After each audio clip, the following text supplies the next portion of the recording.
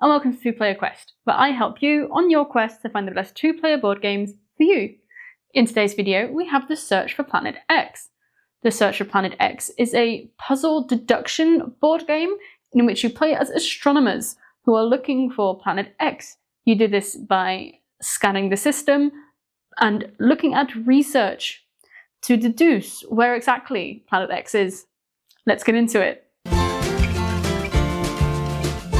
The Search for Planet X is a game for 1 to 4 players that plays in 60 to 75 minutes according to the box.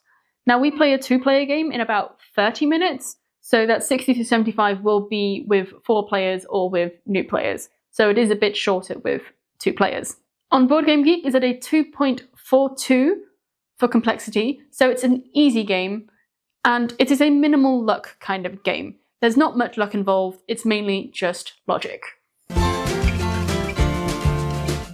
This is what the board of a standard game looks like at the start of a 2-player game. You can see both players have their player sheet. Normally they would be hidden behind those player boards, but otherwise you can't see the board. So for now, you're seeing this. Then we have the player pawns on space number 1. You can also see the visible field, which is now between 1 and 6. That is this part. The player farthest back is the starting player. In this case, that will be purple. On your turn, you do one of 4 actions, which all of them are done via the app on your phone. You can survey, in which you choose what you would like to survey, for example, the dwarf planets, and then you choose, in this case, sectors 1 through 6, and we'll find out whether there are any dwarf planets in 1 through 6.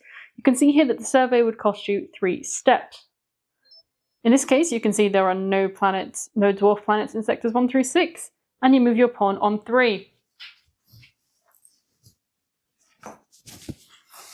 Then it is the next player's turn, and the next action you can do is target, in which you choose a space within the visible field and choose to find out what is in there. For example, we want to know what is in sector 5. You press target, and you can see there is a gas cloud in sector 5. You now place this on your board and you move your pawn 4 steps. Another action you can do is research. Then you choose one of the researches you wish to research, for example, gas clouds.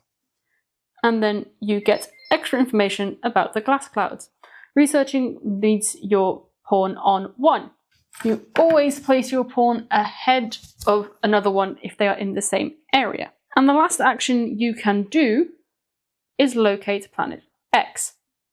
You do this when you know where Planet X is, you place in what sector it is, and what is adjacent for it. As you can see, this would cost you 5 steps. After you move your pawn, if the visible Earth board is not by the last pawn, you move it to where the last pawn is.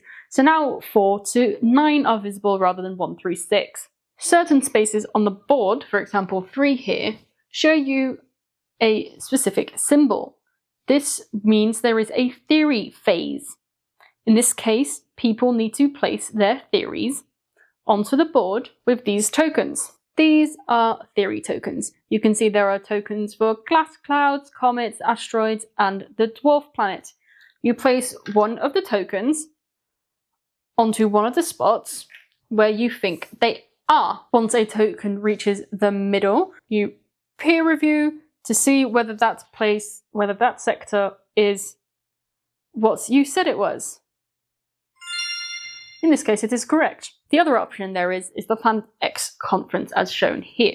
For this, you go to the app and press Planet X conference, and here you gain extra information about the conference and where Planet X is. Then you press reveal information. The game ends when one person knows where Planet X is and what is beside Planet X. For example, if Planet X were to be on sector number 2, you'd have to know what was in sector number 1 and number 3 and input this information correctly into the app. In that case, every other player gets one more round, which they can either also locate Planet X or submit 1 or 2 theories for points. Here you can see the board and what it might look like at the end of a game. And at the bottom here, you can see the points. So the player with the most points at the end of the game wins. I would say this game is quite easy to learn. Give it 10 minutes, 5 minutes to understand the basics of the actions you can do and how everything works, and then an extra 5 minutes to understand how the logic rules work. It says on the player guide as well, which is very useful. So within 10 minutes, you can get started. I would suggest this game to people who love puzzle games, especially people who love logic quizzes, for example, and do them in the books. This is a fantastic game for you. It's basically a board game version of a logic quiz. You find out your own information, you choose what information you want to find. So it is a lot of thinking, and that is really fun. So if you're someone who likes to think, deduct, but then not social deduction, but actually deduce from information, then this is a fantastic game for you.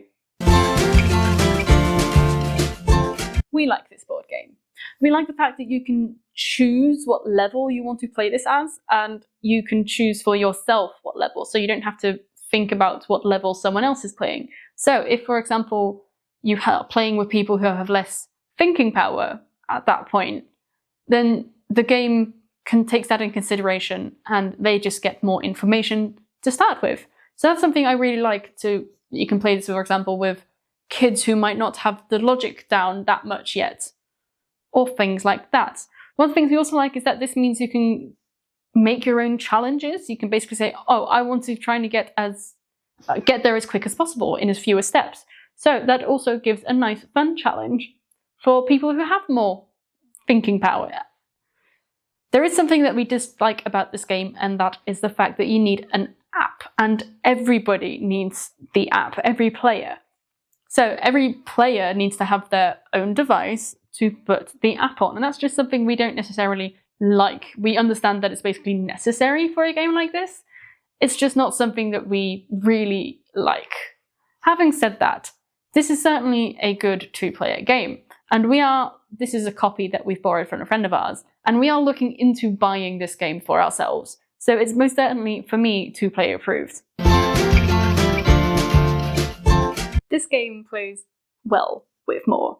There is basically no player interaction in this game, other than when a player decides, now I know where it is, and ends the game. So playing with 2 players or playing with 4 players, the only difference is the amount of time it takes, as there are more people that need to take their turn. So I would say it works very well as a 2-player game or as a more player game. And that brings us to the end of the video. Thank you so much for watching our review of The Search for Planet X. If you have any comments, feedback, or suggestions, put them in the comments below, and I look forward to seeing you next time on 2-Player Quest.